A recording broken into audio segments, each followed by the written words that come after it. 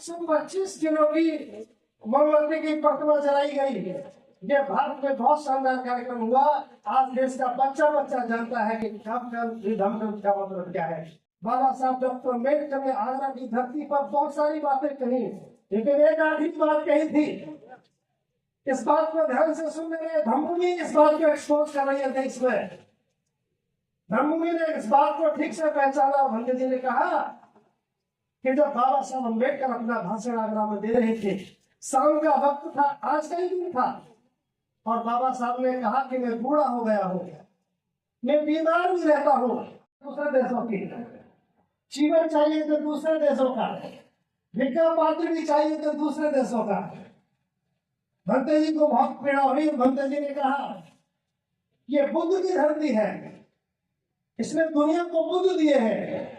और भंते जी ने संकल्पितों का तैयार किया और बुद्ध की तरफ लोग देखेंगे तो इस कारण ने तय किया और समाज से आह्वान किया कि यहाँ से बुद्ध की प्रतिमाएं देश में दान की जाएंगी।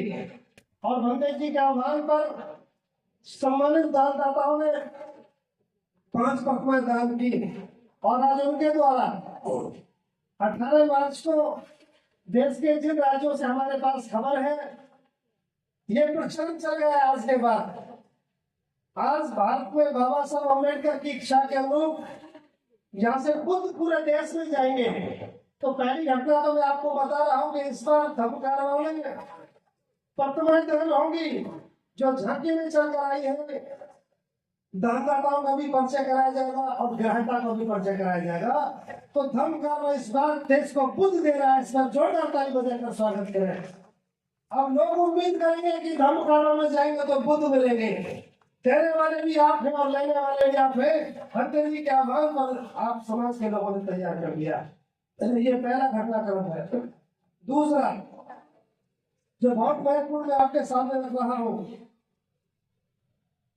हर एक बुद्ध का धम्म कारवां एक विचार को समर्पित रहता है। आगरा की धरती पर बाबा साहब के रसूलों का जिक्र तो सब लोगों ने किया है। संबोधन करने वालों ने संबोधन में किया, गीत वालों ने गीत में किया। लेकिन अगर बाबा साहब की तकलीफ को समझने का काम किया है तो या तो साहब का श्रम साहब ने किया या आधुनिक भारत में भंते करुणा सिंह राव जी ने किया। ये कारवां इस बात का गवाह है। आज पहला कारवां क्या हो गया 2014 का धम्म कारवां, इनकी नहीं है लड़की, जो स्टील पर लिखा गया, धातु पर लिखा गया, वो धर्म का धम्म। बाबा साहब डॉक्टर अम्बेडकर जिसको कागज पर नहीं लिख सके, धर्म का अभाव था, समाज गरीब और कमजोर था, बाबा साहब इस धर्म ग्रंथ को लिखना चाहते थे। लेकिन बाबा साहब की इच्छा बाबा साहब के साथ दफन हो गई। 14 अक्टूबर सन 1956 को जब दीक्षा लोग ले रहे थे उस वक्त अगर धर्म ग्रंथ हाथ में होता तो इस देश में वटवृक्ष बन जाता। आज भंते जी ने इस बात को समझा। पहले ही धम्म कारवां ने भारत को धातु वो धम्म ग्रंथ दिया जो कागज पर नहीं लिखा जा सका। एक बार जोरदार ताली बजाकर सम्मान करें। ये पहले धम्म कारवां का उपहार है भारत के देश के लोगों को। ये कारवां बढ़ता गया और उसके बाद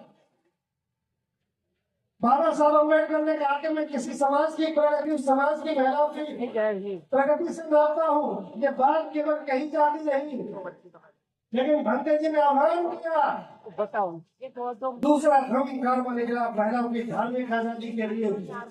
और मुझे बताते हुए फक्र हो रहा है, जब भंते जी ने आह्वान किया तो सैकड़ों महिलाओं ने केस कंपन कराया, सिर का मुंडन कराया, चेहरे के प्रतीक उतार के फेंक दिए। बहुत बड़ी क्रांति हुई है। दूसरे कारवां का परिणाम है। इससे बेहतरीन क्रांति कोई नहीं हो सके। ये दूसरे कारवां का परिणाम बता रहा हूँ। मैं सिर्फ इसलिए बातें आपके सामने रख रहा हूँ कि भारत में एक ऐसे आंदोलन की शुरुआत हो चुकी है जो देश को दिशा दे रहा है। हर एक कारवां दिशा दे रहा है। और उसके बाद एक बहुत महत्वपूर्ण घटनाक्रम हुआ। बाबा साहब की 125वीं जयंती का अवसर था। भंते जी ने कहा कि जयंतियों में सिलसिला बदलना चाहिए। हम खाली हाथ जयंती मना रहे हैं। 125वीं जयंती थी और की धरती थी। 125वीं जयंती पर भंते जी के आह्वान पर 1,25,000 धम्म ग्रंथ वाचन का एक साथ वाचन हुआ। ये भारत में अद्भुत घटना है। ऐसा देश में अभी तक कहीं नहीं हुआ। 1,25,000 धम्म ग्रंथ थे। 125 धर्म ध्वज फहराए और 125 किलो की मोमबत्ती की प्रतिमा जलाई गई। ये भारत में बहुत शानदार कार्यक्रम हुआ। आज देश का बच्चा बच्चा जानता है कि धम्म का मतलब क्या है। एक छोटी बच्ची गुम हो गई है, किसी को मिल जाए तो मैं सर पहुंचा दे। धन्यवाद। और उसके बाद बस मैं अंतिम बात बता रहा हूँ। धर्मकारवा ने हर एक धर्मकारवा ने इतिहास रचा है, इतिहास गढ़ रहा है धर्मकारवा। आज देश का बहुत समय धर्मकारवा की ओर देख रहा है। दूसरा धर्मकारवा बंटे जी ने आह्वान किया, बाबा साहब की एक बात को लेकर के धर्मकारवा आगे बढ़ता चला गया और बंटे जी ने कहा, तंबू का बंबू मुझे बताते हुए तकलीफ हो रही है। तंबू के बंबू के अवधारणा को लोगों ने अपने भाषणों से बाहर नहीं जाने दिया। लेकिन बंटे जी ने पिछली बार कहा, बाबा साहब डॉक्टर अम्बेडकर ने आगरा की धरती पर बहुत सारी बातें कही, लेकिन एक आखिरी बात कही थी। इस बात को ध्यान से सुन रहे धर्मभूमि इस बात को एक्सपोज कर रही है देश में।